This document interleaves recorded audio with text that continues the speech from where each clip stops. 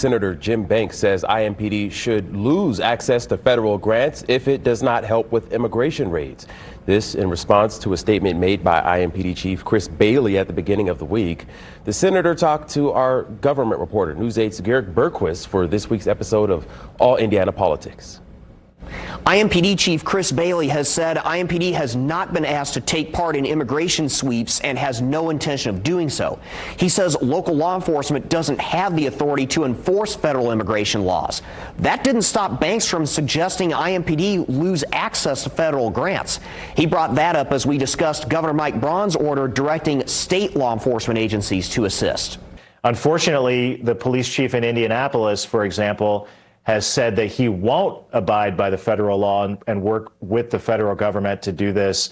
And my message to the police chief and others who want to block these efforts to deport illegals, especially those who are violent criminals, is that I'm exploring ways that we can take away your federal grants that go to your law enforcement agencies if you don't back up the federal government. This is important. This is what President Trump was overwhelmingly elected to do on Election Day, and he's off to a great start. It's a shame that we have some local Democrat officials who are trying to block him.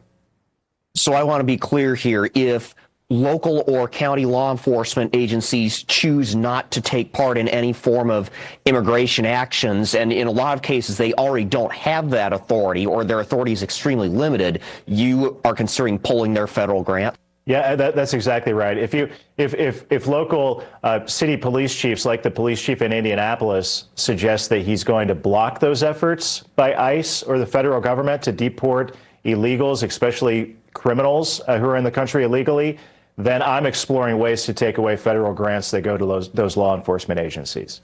I asked IMPD if they had any response to Banks' threat, but I did not hear back. You can see much more of our conversation this Sunday on All Indiana Politics. It airs at 9:30 in the morning, right here on Wish TV. I'm Garrett Bergquist for Wish TV, wishtv.com, or follow us on Facebook for updates.